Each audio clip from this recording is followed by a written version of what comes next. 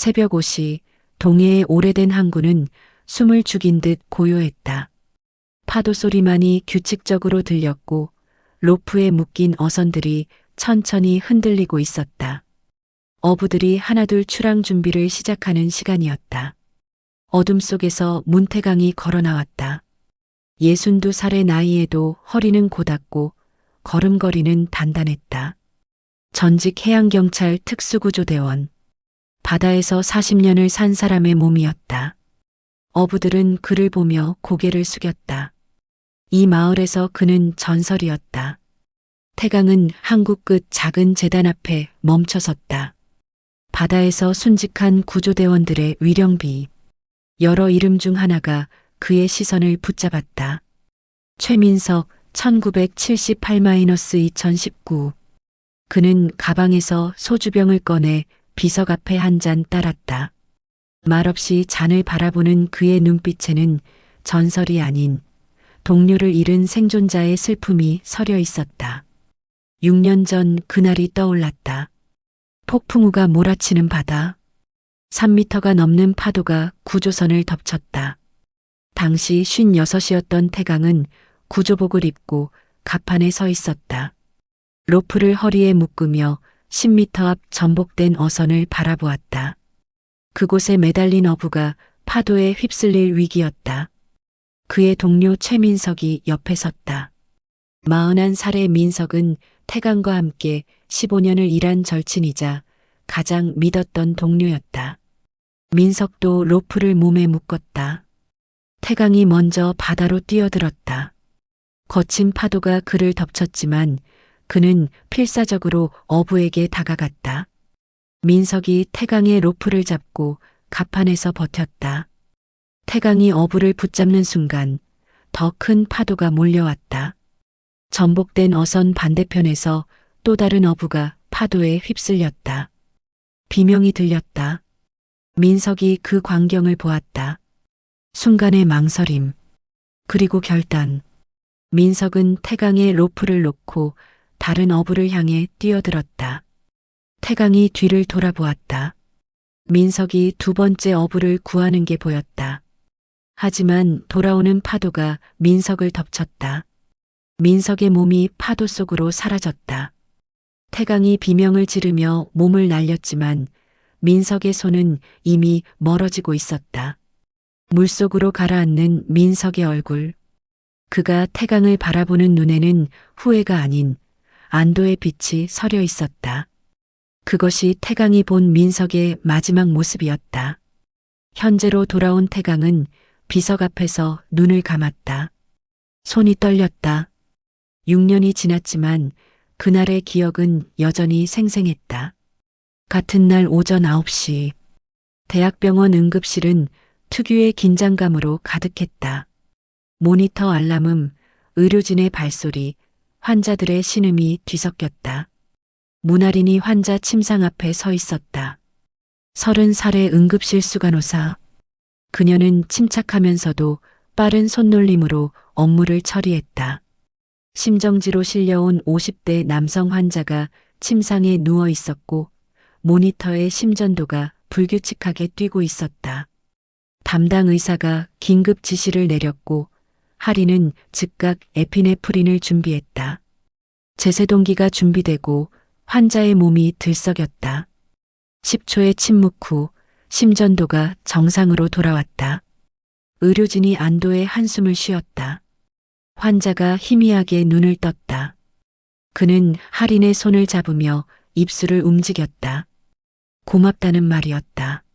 하린은 부드럽게 미소 지으며 환자의 손을 꽉 잡아주었다. 아버지 태강에게 강함이 있었다면 하린에게는 강한 따뜻함이 있었다. 휴게실에서 잠시 쉬던 하린은 핸드폰을 꺼냈다. 주원이 보낸 사진이 화면에 떠 있었다. 수중에서 촬영한 아름다운 산호초. 빛이 물속으로 스며든 환상적인 장면이었다. 오늘 바다 정말 예뻤어. 너도 보여주고 싶다는 문자가 함께 왔다. 하리는 미소 지었지만 곧 복잡한 표정으로 변했다. 핸드폰 배경화면에는 아버지와 찍은 사진이 있었다. 태강이 딱딱한 표정으로 서 있는 사진. 하리는 한숨을 쉬었다. 같은 날 오후 바다가 보이는 작은 2층 주택. 태강은 거실 벽면을 응시하고 있었다. 벽에는 구조대 시절 사진들이 빼곡했다. 젊은 태강의 모습, 동료들과 함께 찍은 단체 사진, 구조 훈장들. 그중 하나 민석과 나란히 찍은 마지막 사진. 두 사람 모두 웃고 있었다. 사진 날짜는 2019년 8월 14일. 민석이 사망하기 하루 전이었다. 태강의 손가락이 사진 위를 더듬었다. 민석의 얼굴 위에서 멈췄다. 현관문이 열렸고 은재가 들어왔다. 44살의 은재는 태강의 구조대 동료였고 지금은 해양경찰청에서 안전교육을 담당하고 있었다. 그는 태강의 뒷모습을 보며 또 민석 사진을 보고 있다는 걸 알았다. 은재가 조용히 다가서 태강 옆에 섰다. 두 사람은 함께 사진을 바라보았다. 긴 침묵이 흘렀다. 은재가 냉장고에서 맥주 2캔을 꺼내 하나를 태강에게 건넸다. 두 사람은 소파에 앉았다. 맥주를 따지 않고 그냥 캔을 들고 있었다. 태강의 입이 열렸다. 할인이 남자를 만나고 있다는 얘기였다. 은재는 좋은 일 아니냐고 물었지만 태강이 다음에 한 말에 그의 표정이 굳어졌다. 그 남자가 바다 일을 한다는 것이었다. 다큐멘터리 감독으로 바다 촬영을 한다고 했다.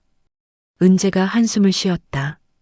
태강이 무슨 생각을 하고 있는지 짐작이 갔다. 태강의 눈빛이 차가웠다. 사람의 본성은 위기에서 드러난다고 직접 확인하겠다고 그는 말했다. 은재가 말렸다. 하리는 이제 어른이고 민석의 일과는 다르다고 했다. 하지만 태강은 대답 대신 맥주를 마셨다. 그의 표정에서 확고한 결심을 읽을 수 있었다. 두 사람 사이에 무거운 침묵이 흘렀다.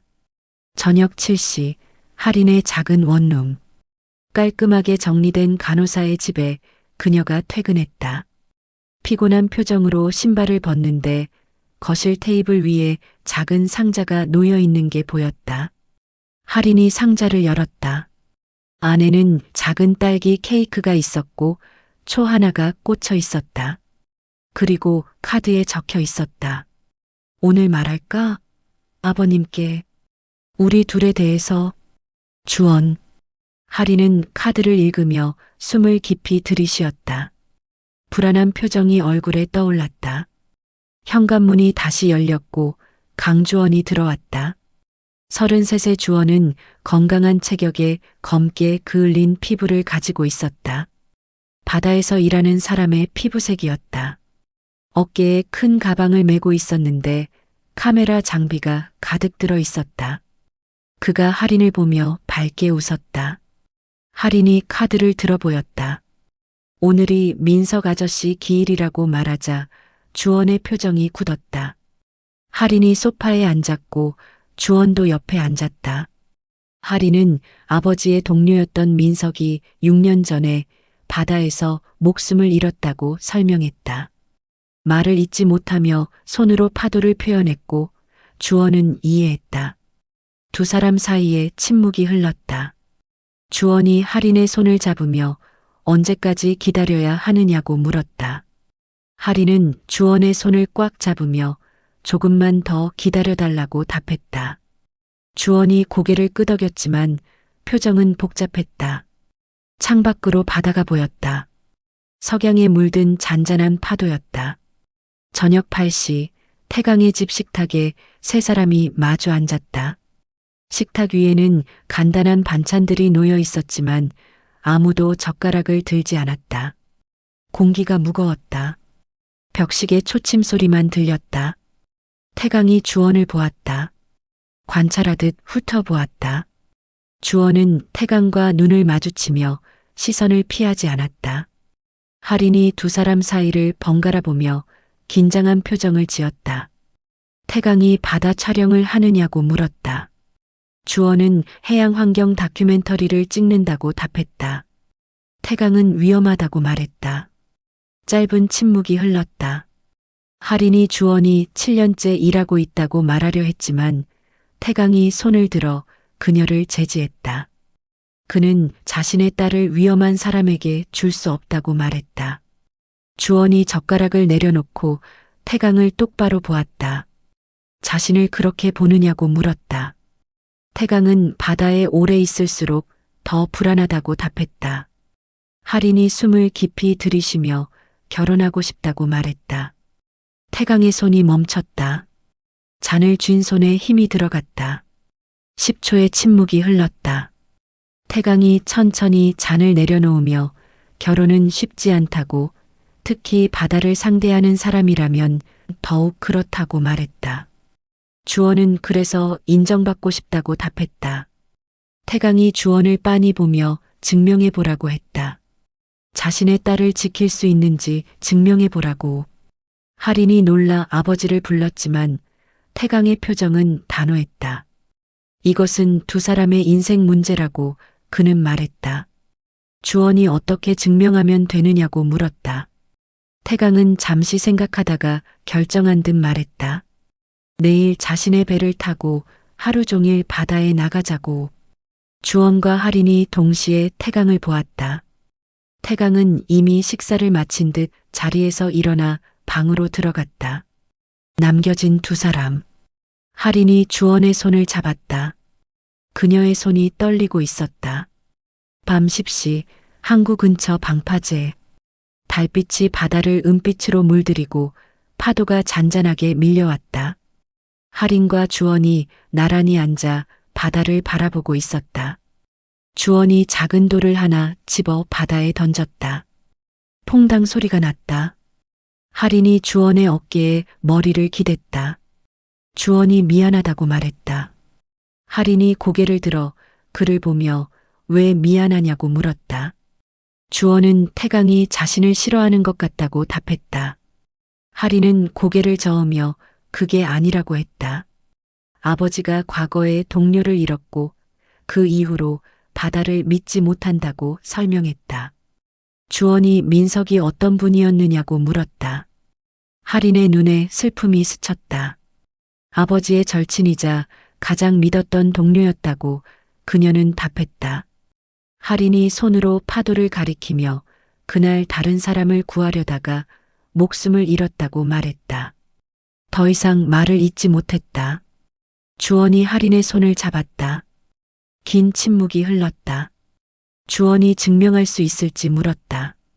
할인이 그를 보며 단호한 눈빛으로 할 수 있다고 말했다. 아버지에게 주원이 어떤 사람인지 보여주자고 했다. 주원이 고개를 끄덕였다. 두 사람이 다시 바다를 보았다. 파도 소리만 들렸다. 다음 날 새벽 5시 30분 항구 15톤급 중형 어선 해강호가 계류되어 있었다. 오래됐지만 관리가 잘 된 배였다. 태강이 배 위에서 출항 준비를 하고 있었다. 엔진을 점검하고 로프를 확인하고 구명조끼를 정돈했다. 모든 움직임이 숙련되고 정확했다. 40년간 바다에서 일한 사람의 손놀림이었다. 은재가 먼저 도착해 배에 올랐다. 태강이 그를 보며 고개를 끄덕였다. 두 사람은 말없이 준비를 계속했다. 주원이 도착했다. 그는 방수 재킷을 입고 배낭을 메고 있었다. 카메라 장비는 집에 두고 온 것 같았다. 오늘은 촬영이 아니라 시험을 받으러 온 것이었다. 표정 없는 얼굴로 태강이 주원을 보았다. 주원이 배에 올랐다. 태강이 구명조끼를 던져주었다. 주원은 능숙하게 구명조끼를 받아 입었다. 구명조끼 끈을 조이고 호루라기가 제대로 달려 있는지 확인했다.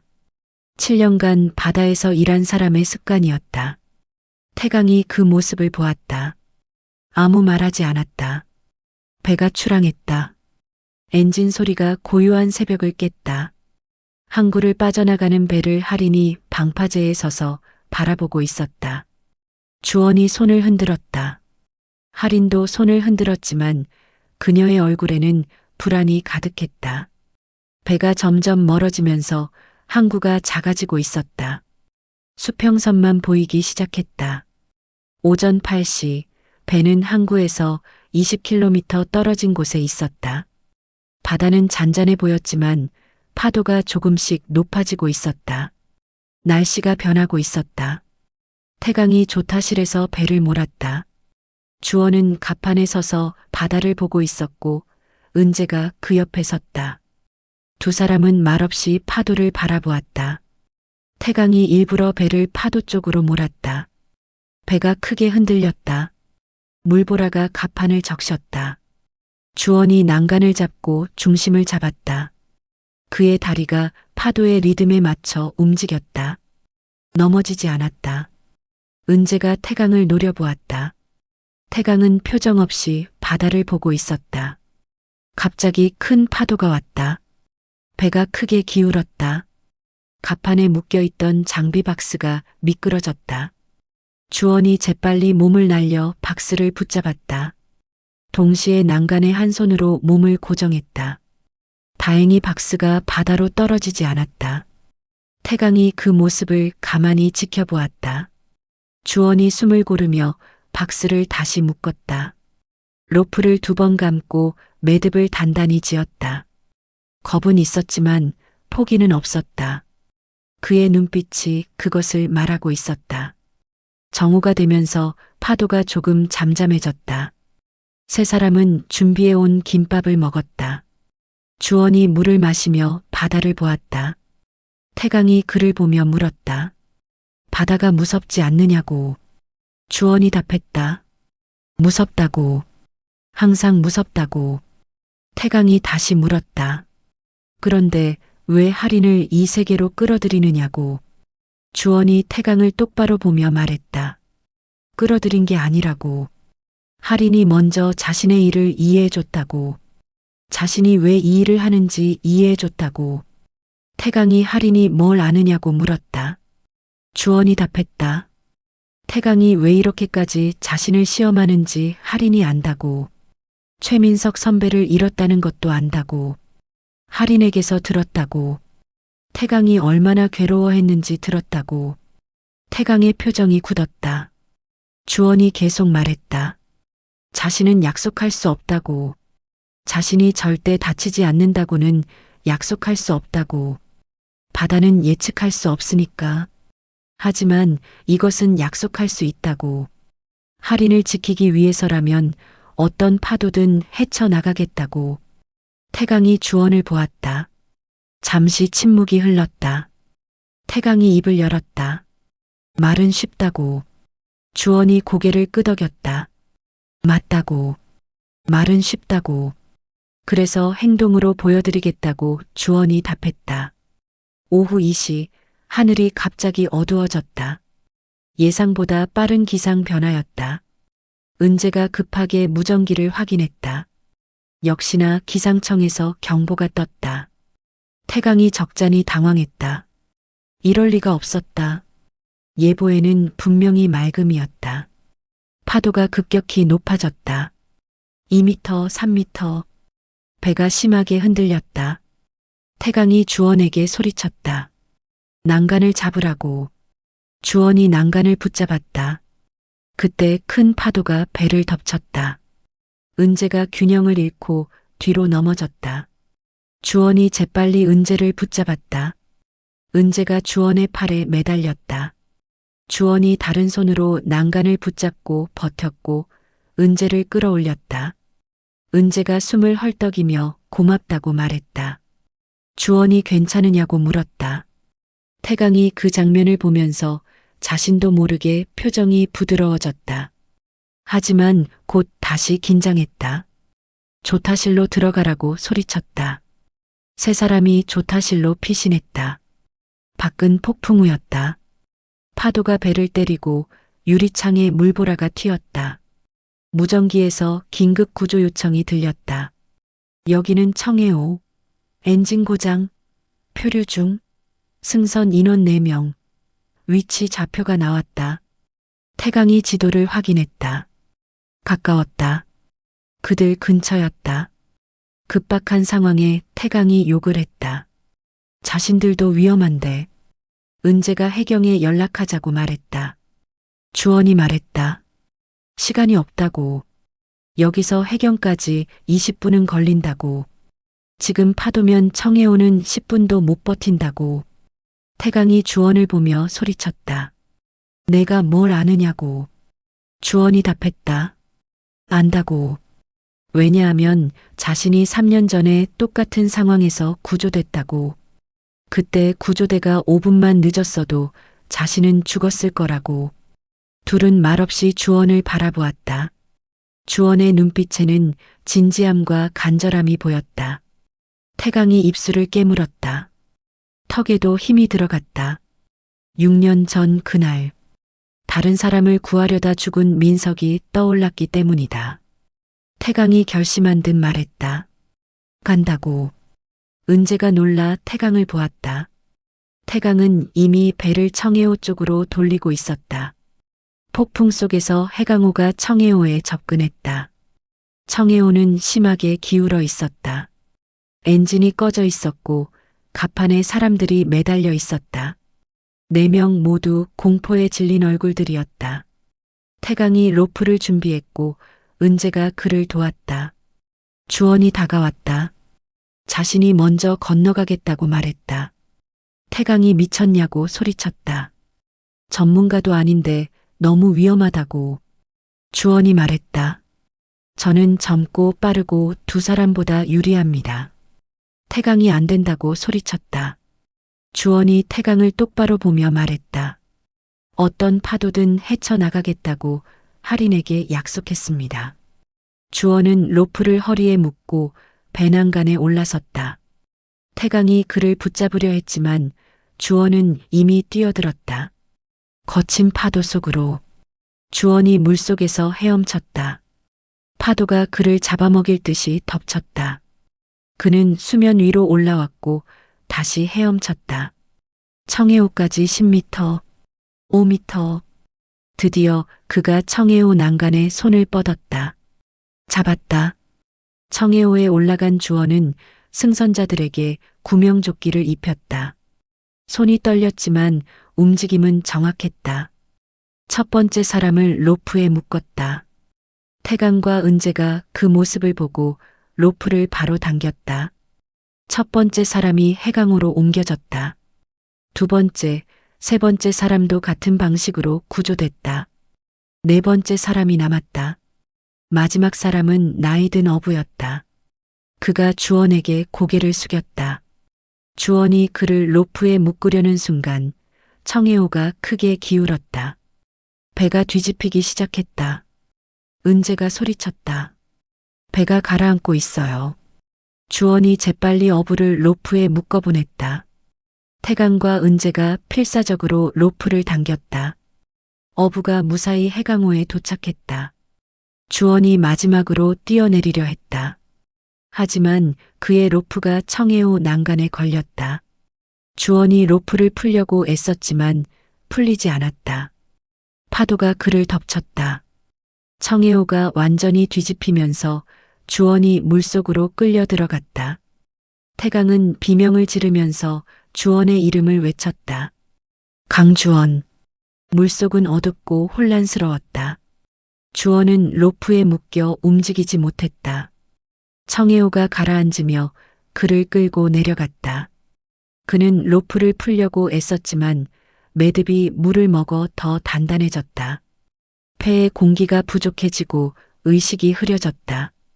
그때 할인의 얼굴이 떠올랐다. 방파제에서 손을 흔들던 그녀. 그녀의 미소. 그녀의 눈물. 주원은 포기하지 않았다. 주머니에서 작은 칼을 꺼냈다. 작업용 칼로 로프를 잘랐다. 절반쯤 잘렸을 때 누군가 그를 붙잡았다. 태강이었다. 태강이 물속에서 주원을 끌어안았고 칼을 빼앗아 로프를 잘랐다. 드디어 로프가 끊어졌다. 태강은 주원을 끌고 수면으로 올라갔다. 물속에서 올라가며 태강의 머릿속에 6년 전 기억이 스쳤다. 물속으로 가라앉던 민석. 손을 뻗었지만 닿지 않았던 그 손. 이번엔 다르다. 이번엔 놓치지 않는다. 수면 위로 올라온 것을 보고 은재가 두 사람을 끌어올렸다. 주원이 갑판에 쓰러졌다. 기침을 하며 물을 토했다. 숨을 헐떡였다. 살아있었다. 태강도 갑판에 쓰러졌다. 숨이 가빴다. 62의 몸으로는 무리한 일이었다. 하지만 그는 주원을 구했다. 이번엔 구했다. 주원이 중얼거렸다. 죄송합니다. 태강이 주원의 어깨를 잡았다. 손에 힘이 없었지만 그 손길은 따뜻했다. 태강이 말했다. 미안한 건 자신이라고. 주원을 믿지 못해서 미안하다고. 주원이 태강을 보았다. 태강의 눈에 눈물이 맺혀 있었다. 태강이 주원에게 말했다. 정말 잘했어. 민석이도 이렇게 했다고. 남을 먼저 생각하는 것. 그게 진짜 용기라고. 폭풍이 조금씩 잠잠해지기 시작했다. 배는 항구로 돌아가고 있었다. 구조된 4명은 담요를 덮고 조타실에 앉아 있었다. 주원과 태강도 담요를 덮었다. 두 사람은 말없이 바다를 바라보았다. 은재가 혜경에게 무전을 보냈다. 구조 완료했습니다. 전원 무사합니다. 밤 9시 병원 응급실. 할인이 급하게 달려왔다. 복도에서 은재가 기다리고 있었다. 할인이 숨을 헐떡이며 물었다. 아버지하고 주원 씨는 어떻게 되셨어요? 은재가 손을 들어 진정시키며 말했다. 둘 다 괜찮고 경미한 저체온증이라고 답했다. 할인이 안도의 한숨을 쉬었다. 눈물이 왈칵 쏟아졌다. 병실로 들어갔다. 태강과 주원이 나란히 침대에 누워 있었다. 둘 다 담요를 덮고 있었고 링거를 맞고 있었다. 할인이 두 사람을 보며 울음을 터뜨렸다. 바보들이라고. 정말 바보들이라고. 태강과 주원이는 서로를 보며 작게 웃었다. 그 웃음에는 이해와 용서가 담겨 있었다. 할인이 주원의 손을 잡았다. 주원이 미안하다고 중얼거렸다. 할인이 고개를 저으며 무사해서 다행이라고 말했다. 태강이 딸을 불렀다. 할인이 아버지를 보았다. 태강이 말했다. 주원이 사람들을 구했다고. 목숨을 걸고. 자신도 구했다고. 할인이 울면서 물었다. 그럼 이제 인정하냐고. 태강이 고개를 천천히 끄덕였다.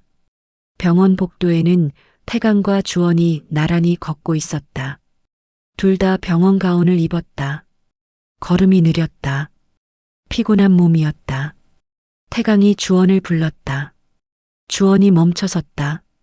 태강도 멈춰섰다. 두 사람이 마주 보았다. 태강이 말했다. 자신이 틀렸다고. 위험한 사람인 줄 알았는데 사실은 가장 용감한 사람이었다고. 주원의 눈이 붉어졌다. 태강이 계속 말했다. 할인을 잘 부탁한다고. 주원이 입술을 깨물며 물었다. 정말 인정해주는 거냐고. 태강이 손을 내밀었다. 주원이 그 손을 잡았다. 두 사람은 꽉 악수했다. 단단한 악수였다. 남자와 남자의 악수. 장인과 사위의 악수. 태강이 말했다. 이제 주원은 가족이라고. 복도 끝에서 할인이 두 사람을 보고 있었다. 그녀의 얼굴에 환한 미소가 떠올랐다. 눈물이 흘렀지만 행복한 눈물이었다. 저녁 할인의 집에 주원이 무릎을 꿇고 있었다. 손에는 작은 반지 상자가 들려 있었다. 놀란 표정을 지으면서 할인이 손으로 입을 막았다. 주원이 상자를 열었다. 소박하지만 아름다운 반지. 주원이 말했다. 문할인 씨, 나와 결혼해 주세요. 할인이 고개를 끄덕이며 울었다. 주원이 일어나 할인을 안았다. 두 사람은 오래 껴안고 있었다. 창밖으로 바다가 보였다. 석양에 물든 평화로운 바다. 다음 날부터 결혼 준비가 시작됐다. 할인이 웨딩드레스를 입어보았다. 아름다운 순백의 드레스. 주원이 카메라로 그녀를 찍었다. 그녀가 환하게 웃었다. 주원도 웃었다. 태강은 멀리서 딸을 보았다. 기쁘지만 서운한, 보내고 싶지 않지만 보내야 하는 아버지의 마음. 은재가 태강 옆에 섰다. 두 사람은 말없이 할인을 바라보았다. 은재가 말했다. 바르게 잘 키우셨네요. 태강이 작게 웃었다. 주원이 잠수 드론으로 바다 영상을 촬영했다. 결혼식 영상에 넣을 거였다. 수중에서 본 아름다운 산호초, 빛이 스며드는 바다. 태강이 그 영상을 보며 감탄했다. 바다가 이렇게 아름다웠나? 할인이 병원 동료들에게 축하를 받았다. 여자 간호사들은 너무 부러워했고 남자 의사들은 아낌없이 축하했다. 모두가 행복해했다. 항구에 작은 화이트보드가 세워졌다. 디데이 12. 태강의 딸이 결혼한다고 마을 사람들이 모두 알았다. 모두가 축복했다. 결혼식 날, 해변에 작은 식장이 마련됐다. 흰 의자들이 줄지어 놓였다. 파도 소리가 들렸다. 바람이 불었다. 촛불 같은 조명이 켜졌다. 하객들이 자리에 앉았다. 할인의 병원 동료들, 주원의 촬영팀, 은재, 마을 사람들. 많지 않았지만 모두 진심으로 축하했다. 음악이 흘렀다. 할인이 웨딩드레스를 입고 나타났다. 태강이 딸의 팔짱을 끼고 걸었다. 아버지와 딸의 마지막 길. 태강의 걸음이 느렸다. 일부러 느리게 걸었다. 조금이라도 더 딸과 함께 있고 싶어서. 할인이 아버지를 보며 미소 지었다. 태강도 미소 지었다. 두 사람의 눈에 눈물이 맺혔다. 제단 앞에 주원이 서 있었다. 그가 할인을 보는 순간 눈물이 흘렀다. 아름다웠다. 그가 사랑하는 여자. 이제 아내가 될 여자. 태강이 할인의 손을 주원에게 건넸다. 주원이 할인의 손을 잡았다. 태강이 주원을 보았다. 말없이 고개를 끄덕였다. 잘 부탁한다는 눈빛. 식이 시작됐다. 서약이 오가고 반지가 교환됐다. 따뜻한 눈빛으로 서로를 바라보면서 키스했다. 하객들이 박수쳤다. 축사 시간. 그는 떨리는 손으로 종이를 꺼냈다. 미리 준비한 글이었다. 하지만 종이를 보지 않았다. 할인과 주원을 보며 말했다. 자신은 딸을 세상에서 가장 안전한 곳에 두고 싶었다고. 그래서 가끔은 너무 많이 막았다고. 미안하다고. 할인이 눈시울을 붉혔다. 태강이 계속 말했다. 하지만 행복은 누가 지켜주는 게 아니라 스스로 선택하는 거라고. 이제야 알았다고. 그가 주원을 보았다. 주원아, 내 딸을 잘 부탁한다. 주원이 고개를 끄덕이며 답했다. 목숨 걸고 지키겠다고. 태강이 말했다. 그 말, 이제 믿는다고. 하객들이 박수를 보냈다. 긴 박수, 따뜻한 박수. 결혼식이 끝나고 세 사람은 잠시 바다를 바라보았다. 석양이 지고 있었다. 하늘이 주황빛과 붉은빛으로 물들었다. 파도가 그 빛을 반사하며 은은하게 빛났다. 할인이 물었다. 아빠, 이제 바다가 무섭지 않냐고. 태강이 답했다. 아직도 무섭다고. 주원이 말했다. 저도요. 태강이 웃었다. 바다는 무섭다고 인정할수록 덜 위험한 법이라고. 세 사람은 같은 방향을 바라보았다. 파도는 조용히 그러나 힘있게 밀려왔다. 태강이 말했다. 하지만 사람이 함께 있으면 조금은 덜 무섭다고. 할인이 아버지의 손을 잡았다. 주원이 할인의 손을 잡았다. 세 사람의 손이 이어졌다. 가족. 피로 이어지지 않았지만 이해와 신뢰로 이어진 가족. 해가 수평선 너머로 사라졌다. 어둠이 내렸다. 하지만 세 사람의 실루엣은 여전히 바다를 향해 서 있었다. 에필로그. 1년 후. 할인과 주원이 함께 바다 환경 촬영을 하고 있었다. 할인이 잠수복을 입고 주원을 따라 물속으로 들어갔다. 주원이 카메라로 산호초를 찍었다. 할인이 그 옆에서 수중 노트에 기록했다. 두 사람의 호흡이 완벽했다. 태강이 작은 배를 천천히 몰고 있었다. 혼자가 아니었다. 은재가 함께였다. 두 사람은 낚시를 하며 바다를 즐겼다. 태강의 얼굴에 평화가 있었다. 오랜만에 보는 평화. 항구에서 세 사람이 함께 식사를 했다. 할인이 생선을 구웠다. 주원이 반찬을 차렸다. 태강이 소주를 따랐다. 평범한 날들. 하지만 가장 소중한 날들. 주원이 촬영한 다큐멘터리가 환경영화제에서 상을 받았다. 시상식장에 세 사람이 함께 갔다. 할인이 주원의 손을 잡았다. 태강이 그들을 보며 미소 지었다. 자랑스러운 사위. 어느 날 할인이 병원에서 아이를 안고 미소 지었다. 자신의 아이는 아니었다. 환자의 아이. 하지만 그녀의 눈빛은 따뜻했다. 언젠가 자신도 엄마가 될 것이다. 그 아이는 바다를 사랑하는 법을 배울 것이다. 그리고 바다를 두려워하는 법도. 태강이 바다를 바라보며 서 있었다. 민석의 위령비암. 6년이 지나고 또 1년이 지났다. 그는 소주 한 잔을 따랐다. 그리고는 말했다. 민석아, 우리 사위 좋은 놈이야. 내가 봐도 좋아할 거야. 너처럼 용감하거든. 너처럼 남을 먼저 생각하거든. 바람이 불었다. 파도가 잔잔하게 밀려왔다. 태강은 미소 지었다.